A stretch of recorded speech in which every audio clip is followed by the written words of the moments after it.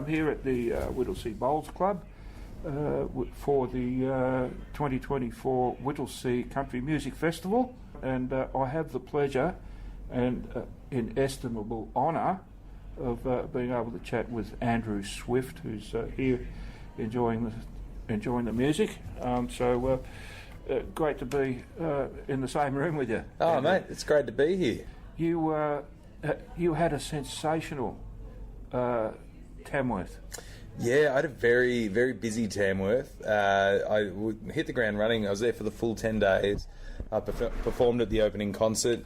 Did writers' rounds, did charity 10-pin bowling, and then all through the week though, I was actually hosting radio. I was on the other side of the microphone interviewing artists for another station, and then the Saturday just gone was the biggest day of all. I had the parade in the morning. I did 2 full band shows, which were both sold out, which is great. And then we had the awards where I was nominated for Male Artist of the Year. So it was a big day, that's for sure.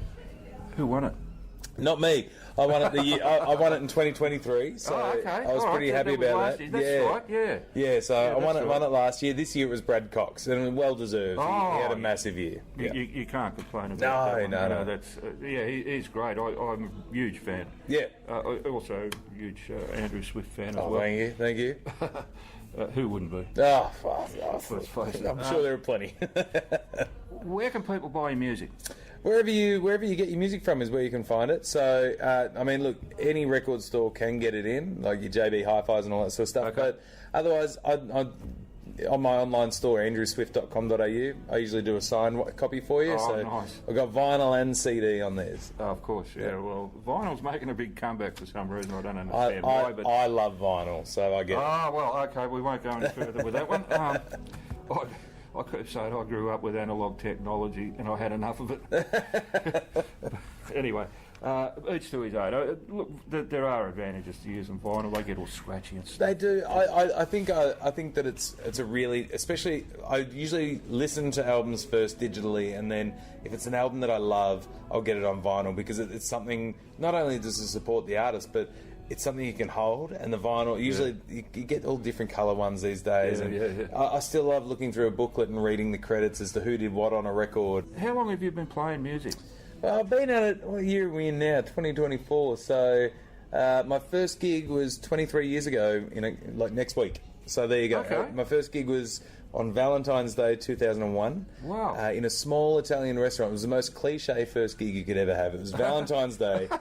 In the dark corner of a little Italian restaurant, playing for free pizza and whatever tips I could get. And in Logan Street? No, down in Pakenham. Okay. And it was Mama Rose's Pizza Restaurant, it was called. It's not there anymore, but It was such a small little restaurant that I didn't have enough room to put out a guitar case, so I used to put out a violin case for tips. And I think the most I ever got in one night was maybe $40. Okay. Yeah. Well, that's not bad for a busk. Yeah. Well, it was, at the time I thought it was pretty good. I used to do busking. I got $2. I thought that was a good day. I was happy with the pizza, to be honest.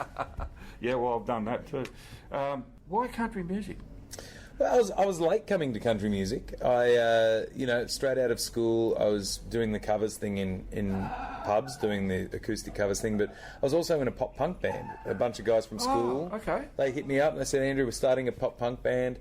You're in it because you play guitar and you've got a shed we can practice in. So I'd never listened to the genre before, and they were showing me how to play the music before I'd even heard it. But when I eventually started writing my own stuff, because I wasn't singing in that band, when I started writing my own stuff, people would always say it's got a bit of a country vibe to it. I'd say, don't use that C word with me. I thought it was a bad thing.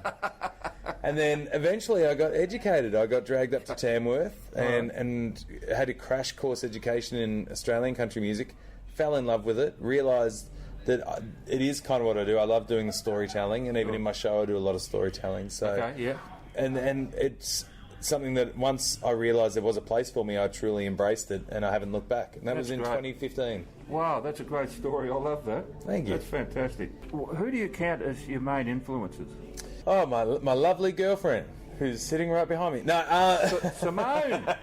Simone, let's introduce her. How are you, Simone? I'm well, thank you. Great to have you here. Musically, one of my biggest influences in music back when I started really listening to it was was Van Morrison, of all people. I loved how he had such a range in genres in what he did. You know, he put out a country sounding album, he put out the old rhythm and blues, and you know, but then pop stuff as well with your Brown Eyed Girls. 3 Chords of the Truth. Yeah, right. You know, so I love the diversity in his albums, and I did discover music late in general, and all my friends were jumping around their bedrooms to Nirvana. I was jumping around my bedroom to Moondance, you know. Okay, so, yeah, I get it. Yeah, but I mean, there's been plenty of influences over the years. These days, more recently, you know, it's probably, you know, I love a bit of Chris Stapleton and Sure. You know, and even his old bluegrass band, the Steel Drivers. I'm a huge fan of their stuff, even without Chris. Okay. I mean, I sort of draw influences from a whole heap of music, but Van Morrison was probably one of my biggest ones growing up. Okay. So you touched on bluegrass. I mean, a lot of people, well, the purists, delineate bluegrass from country. Yeah. They think, well, they don't. They claim that they're two different genres, completely separate. Yeah. Whereas a lot of people like me think that they're closely related. I think they're closely related, and you know, if the purists want to come after me for saying that, bring it on. Because I mean, I love, and I feel like genres are really something that's disappearing. But you know, in country, there's a bunch of subgenres. You've got your bluegrass, Americana. You've got country rock, country pop. I mean, it depends on how much you want to divide country it all up. Yeah, right. But it all comes country blues. Yep. But when in the core of it, all comes under the umbrella. And there's, I mean, the thing about bluegrass is there's a lot of blues influences, but there's country influences as well. So, you know, there's a whole heap of different influences that create bluegrass music, which really probably comes under the Americana umbrella because it's a blend of your blues, folk, country and rock. But, I mean, if we're going to be nitpicking genres, we could be here all night. Sure. And especially when it comes to Americana, because I've asked... Well, I think you can ask 100 different people to define what Americana is, and you'll get 100 different answers. Yeah, I think the best explanation I've heard of Americana is that it's when you can hear the dirt in it. When you can hear the dirt, that's Americana, the grit. And, you know, but I mean, Americana music is classified as being influenced by folk, rock, country, and blues. They're the main 4 genres. If you can hear some of that in a blend of those in it, it can easily come under the Americana umbrella. I also like to consider Americana as the home for misfit toys. You know, if you don't quite fit perfectly in a pocket, Americana is a good umbrella to put yourself under. Okay. Well, that's a good resting place, I guess. I've always been curious as to what the definition of Americana is, but I think... when I think about it, it's probably too much to ask because, you know, like you say, genres are becoming a bit vague. Yeah. You know? Yeah, and that's okay. I mean, the main thing is, you know, if you listen to the music and you like it, that's what matters. Exactly right. And, you know, it used to be, and this is why I thought country was a bad word back in the days, because there was this misconception on my part. I was ignorant to it, and I thought, if you like country, that's not cool. Whereas you know, these days I'm like, I like that music, and I listen to all sorts of stuff. I listen to country, I listen to rock, I listen to pop and some rap stuff. If it catches my ear and I like it, I'll have a listen. Absolutely, you know, and it depends on the mood. And I used to work in a music store, CD shop, and we'd just put on. We had such a range. It really taught me to listen to a range of music and be open to it. I like that. You know, I like that. You know, rather than being restricted, because when I started playing, you know, and I started learning to play, we came across people who were country country bands, you know, and there was a lot of yodeling and banjos, and they'd dress up in their, you know, cowboy gear and all that sort of stuff, you know, and we'd laugh at them. You know, because we were rockheads, and if it wasn't rock, then it wasn't real. And you know, we sort of looked down at them, and I regret that now, looking back at it. I was the same, and now I'm, you know, all in. I love it. Absolutely, I often say one of my biggest regrets in life is not finding country music sooner. Absolutely, I agree with you.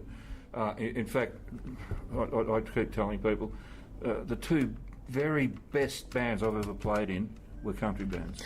The musicians in the country music scene are head and shoulders above any other that I've met previously. Some of those guys are just the most incredibly talented people. Look, I mean, It was. I got my head ripped off at rehearsals for getting a note wrong. Yeah. That didn't happen with rock or or blues or Yeah. It was just these country people. Yeah. And I'd think to myself, what the hell, Yeah, I used to look down on country as well, and I regret that. But at the same time, our music taste is just like our food taste. They grow and mature over time, and we respect music and other genres for what they are because we can understand more about it. You're absolutely 100% correct. I couldn't agree with you more. And on that note, I think we'll wind up. But sure. I just a couple more questions, if I could. Yeah. What's been your most memorable experience so far as a musician? Oh, look, I mean, every time I get to step on stage with my mates, I do a lot of solo touring, so when I get to step on stage with my band and sometimes Simone's up there singing with us as well. Okay. I mean, that those moments are some of my favourite, and we've played some great shows. Excellent. Look, I mean, making connections with the audiences, but if I'm going to be greedy for a moment, I'd say that winning a couple of golden guitars, three now, Absolutely. Whenever you hear your name read out and on that stage and getting to perform at the awards, that's definitely a highlight. Be greedy, mate. You deserve it. That's, Thank you. Golden guitars don't grow on trees. No, they certainly don't. And they're very difficult to come by. So be greedy. Absolutely, you're entitled to. Okay, one last question. What would be your advice to someone just starting out in country music? Don't do it. No.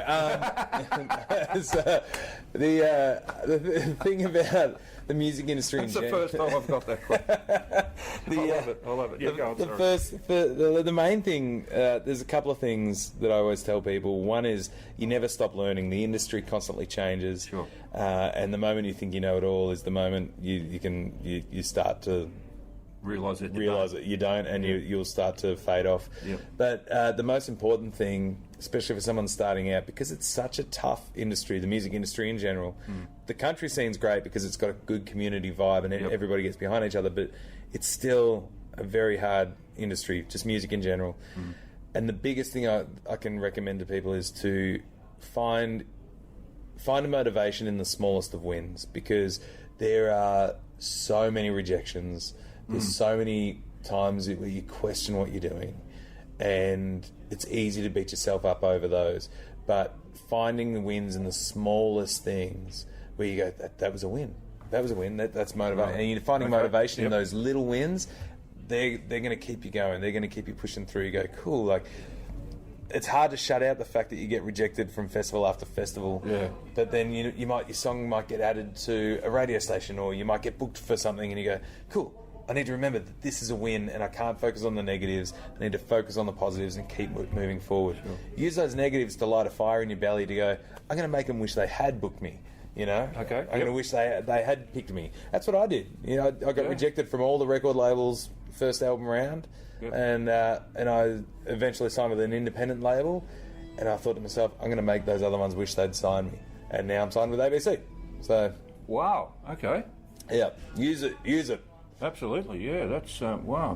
That's big news. ABC. Yeah, been with them for a couple of years now. So we've done 2 albums together. Excellent. So far. Excellent. Yeah, that's great news. Yeah. All right. Well, I hope things keep getting bigger and better for you. Thanks, mate. Thank you. And keep on doing what you're doing, because I love it. And, thank you. Appreciate it. Any new album comes out, I want it. No worries, mate. I'm gonna make sure you get it. Doesn't have to be signed. Although it would be.